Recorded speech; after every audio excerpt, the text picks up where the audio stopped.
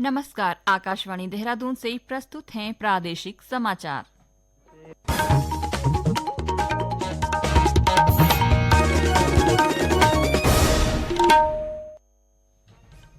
पहले मुख्य समाचार। प्रधानमंत्री नरेंद्र मोदी ने कहा, सरकार का विकास मॉडल राष्ट्र प्रथम है और यह तुष्टीकरण के बजाय संतुष्टीकरण पर केंद्रित है।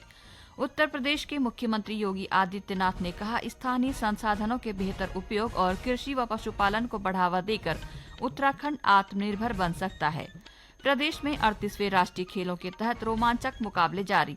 पदक तालिका में सर्विसेज सर्वाधिक 31 स्वर्ण के साथ शीर्ष पर। और राष्ट्रीय खेल में आज से नेटबॉल और हैंडबॉल प्रतियोगिताओं का शुभारंभ होगा। समाचारों के साथ मैं नीता कांडपाल और अब समाचार विस्तार से।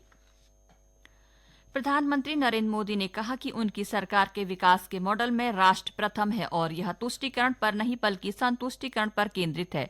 प्रधानमंत्री ने राष्ट्रपति के अभिभाषण पर धन्यवाद प्रस्ताव का उत्तर देते हुए कहा कि लोगों ने यह मॉडल परख लिया है और इसे समर्थन दिया है, इसलिए उनकी सरकार को तीसरी बार जनादेश मिला है। मॉडल को अगर मुझे एक शब्द में कहना है तो मैं ये कहूंगा, नेशन फर्स्ट। इसी एक उम्दा भावना और समर्पित भाव से हमने लगातार अपनी नीतियों में, अपने कार्यक्रमों में, हमारे वाणी में, वर्तन में इसी एक बात को मानदंड मान करके देश की सेवा करने का प्रयास किया है। प्रधानमंत्री ने कांग्रेस की आलोचना करते हुए कहा कि शासन का सबका साथ सबका विकास का मॉडल कांग्रेस नहीं समझ सकती, क्योंकि यह एक परिवार को समर्पित पार्टी है।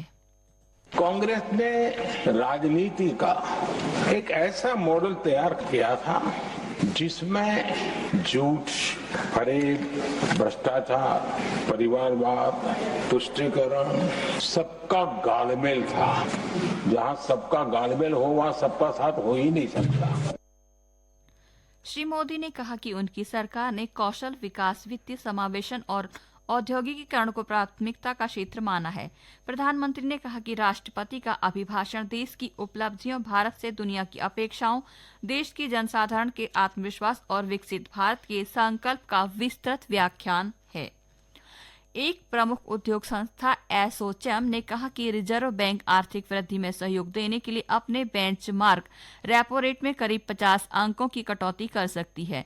कोविड महामारी के बाद उत्पन्न आर्थिक संकट से निपटने में रिजर्व बैंक ने मई 2020 में रेपो रेट में 40 आधार अंकों की कटौती करके इसे 4% कर दिया था।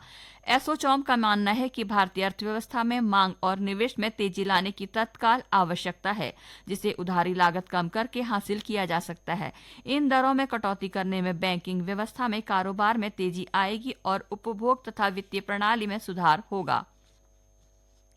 श्रम और रोजगार मंत्री डॉक्टर मनसुख मांडविया ने आज घोषणा की कि कर्मचारी भविष्य निधि संगठन ईपीएफओ ने वित्तीय वर्ष 2024-25 में 5 करोड़ से अधिक दावों का निपटारा कर एक कीर्तिमान स्थापित किया। पिछले वर्ष संगठन ने 4 करोड़ 45 लाख दावों का निपटारा किया था। डॉक्टर मांडविया ने कहा कि दावों के समाधान की प्रक्रिया को सरल बनाकर और शिकायतों की संख्या कम करके कर्मचारी भविष्य निधि संगठन ने यह सफलता प्राप्त की है।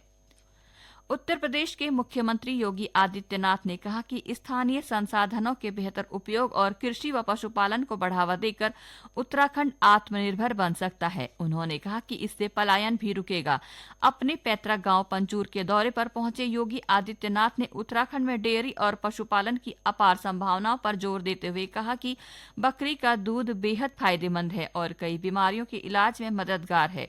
उन्होंने उत्तराखंड को भारत का मुकुट रत्न बताते हुए कहा कि यह राज्य राष्ट्रीय सुरक्षा की दृष्टि से भी बेहद महत्वपूर्ण है। उन्होंने राज्य को नशा मुक्त बनाने और देश का सर्वश्रेष्ठ राज्य बनाने की दिशा में काम करने की अपील की। इस दौरान उन्होंने स्थानीय लोगों से मुलाकात भी की। राज्य लोक सेवा आयोग से चयनित असिस्टेंट प्रोफेसरों को उच्च शिक्षा विभाग में प्रथम नियुक्ति दी गई है। उच्च शिक्षा मंत्री डॉक्टर धन सिंह रावत ने कहा कि दुर्गम क्षेत्रों के महाविद्यालयों में 55 और असिस्टेंट प्रोफेसरों की नियुक्ति की गई है, जिसमें हिंदी विषय में 29 और रसायन विज्ञान में 26 सहायक प्राध्यापक शामिल हैं। उन्होंने कहा कि राजकीय महाविद्यालयों में 100% शिक्षकों की नियुक्ति सुनिश्चित करना सरकार की प्राथमिकताओं में है। ये समाचार आकाशवाणी के देहरादून केंद्र से प्रसारित किए जा रहे हैं। और अब खबर राष्ट्रीय खेलों से। राज्य में 38वें राष्ट्रीय खेलों की विभिन्न प्रतियोगिताएं चल रही हैं। सर्विसेज सबसे अधिक 31 स्वर्ण पदकों के साथ पदक तालिका में शीर्ष पर पहुंच गई है, जबकि कर्नाटक 30 स्वर्ण पदकों के साथ दूसरे और महाराष्ट्र 19 स्वर्ण पदकों के साथ तीसरे स्थान पर है। राष्ट्रीय खेलों में उत्तराखंड का शानदार प्रदर्शन भी जारी है।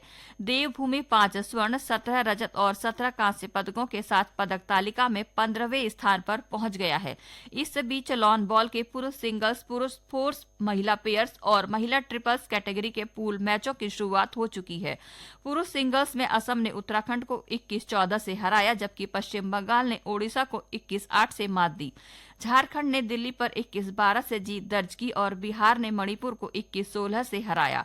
उधर टिहरी के शिवपुरी में आयोजित बीच वॉलीबॉल प्रतियोगिता में आंध्र प्रदेश और तमिलनाडु की टीमों ने शानदार प्रदर्शन करते हुए स्वर्ण पदक पर कब्जा जमाया। इस अवसर पर वन मंत्री सुबोध उनियाल ने कहा कि खेलों के माध्यम से प्रदेश के युवाओं को भी आगे बढ़ने का मौका मिलेगा।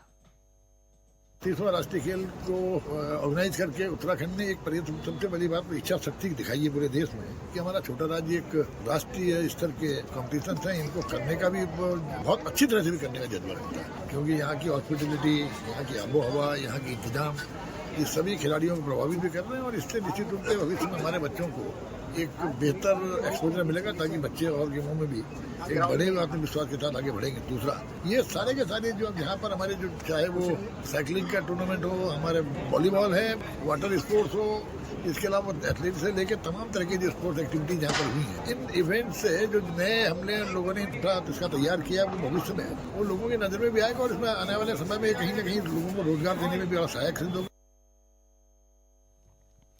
पिथौरागढ़ में मुक्केबाजी प्रतियोगिताएं चल रही हैं। हमारे सहयोगी ने बताया कि 6 फरवरी को महिला और पुरुष वर्ग में कुल 26 मुकाबले खेले गए। उन्होंने बताया कि उत्तराखंड ने सेमीफाइनल मुकाबले में शानदार प्रदर्शन करते हुए फाइनल में प्रवेश कर लिया है। राष्ट्रीय खेलों के तहत पिथौरागढ़ के हरि सिंह थापा स्पोर्ट्स कॉलेज में गुरुवार को बॉक्सिंग के सेमीफाइनल मुकाबले खेले गए। महिला और पुरुष वर्ग में कुल मिलाकर 26 मुकाबले खेले गए, जिसमें से 13 खिलाड़ियों ने फाइनल के लिए प्रवेश किया। सेमीफाइनल में उत्तराखंड के मुक्केबाजों का जलवा देखने को मिला। उत्तराखंड के 5 मुक्केबाजों ने अपने प्रतिद्वंदियों को हराते हुए फाइनल में प्रवेश कर लिया है। उत्तराखंड की निवेदिता कार्की, कपिल पोखरिया, हिमांशु सोलंकी, काजल फरसवाण और नरेंद्र ने अपने अपने मुकाबले जीतते हुए फाइनल में प्रवेश किया।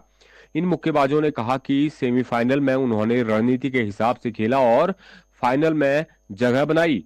उत्तराखंड के खिलाड़ियों ने कहा कि फाइनल में प्रदेश के लिए गोल्ड जीतना ही उनका पहला लक्ष्य है। रुद्रपुर के मनोज सरकार स्टेडियम में विभिन्न ट्रैक साइकिलिंग प्रतियोगिताओं का आयोजन किया जा रहा है। गुरुवार को आयोजित प्रतियोगिताओं में सर्विसेज की टीम ने स्वर्ण, पंजाब ने रजत और राजस्थान की टीम ने कांस्य पदक जीता। इस प्रतियोगिता में विजेता खिलाड़ियों को सम्मानित करते हुए मुख्यमंत्री पुष्कर सिंह धामी ने कहा कि राष्ट्रीय खेलों में उत्तराखंड अच्छा प्रदर्शन कर रहा है। उन्होंने कहा कि राज्य में राष्ट्रीय स्तर के खेलों का आयोजन होना प्रदेशवासियों के लिए गौरव का क्षण है। 38वें राष्ट्रीय खेल में आज से नेटबॉल और हैंडबॉल प्रतियोगिताओं का शुभारंभ होने जा रहा है। इन खेलों में देश के विभिन्न राज्यों की टीमें अपना दमखम दिखाने उतरेंगी। नेटबॉल के मुकाबले देहरादून के महाराणा प्रताप स्पोर्ट्स कॉम्प्लेक्स स्थित कंचनजंगा हॉल में होंगे, जबकि हैंडबॉल के मैच रुद्रपुर के शिवालिक हॉल में खेले जाएंगे। नेटबॉल प्रतियोगिता 7 फरवरी से 13 फरवरी तक आयोजित की जाएगी। पुरुषों और महिलाओं की टीमों में कई राज्यों के खिलाड़ी हिस्सा ले रहे हैं। और अब एक नजर आज के समाचार पत्रों की सुर्खियों पर। राष्ट्रीय खेलों में देश भर के खिलाड़ियों का शानदार प्रदर्शन पर दैनिक जागरण लिखता है, तीरंदाजी में दीपिका का कमाल, एक ही दिन में जीते स्वर्ण, रजत और कांस्य। समान नागरिक संहिता पंजीकरण को सभी प्रमुख समाचार पत्रों ने अपने पत्र में स्थान दिया है। अमर उजाला ने दून विश्वविद्यालय की कुलपति प्रोफेसर सुरेखा डंगवाल के हवाले से लिखा है, यूसीसी का निवास प्रमाण पत्र से संबंध नहीं। अगली सब हेडलाइन में अमर उजाला लिखता है, पंजीकरण का उद्देश्य उत्तराखंड की डेमोग्राफी को संरक्षित करना मात्र। उच्च शिक्षा विभाग में 55 नए असिस्टेंट प्रोफेसरों की तैनाती। इस खबर को सभी समाचार पत्रों में स्थान मिला है। नवोदय टाइम्स लिखता है कि राज्य की महाविद्यालय में शिक्षकों की कमी को काफी हद तक दूर कर लिया गया है। अंत में मुख्य समाचार एक बार फिर। प्रधानमंत्री नरेंद्र मोदी ने कहा, सरकार का विकास मॉडल राष्ट्र प्रथम है। यह तुष्टीकरण के बजाय संतुष्टीकरण पर केंद्रित है। उत्तर प्रदेश के मुख्यमंत्री योगी आदित्यनाथ ने कहा, स्थानीय संसाधनों के बेहतर उपयोग और कृषि व पशुपालन को बढ़ावा देकर उत्तराखंड आत्मनिर्भर बन सकता है।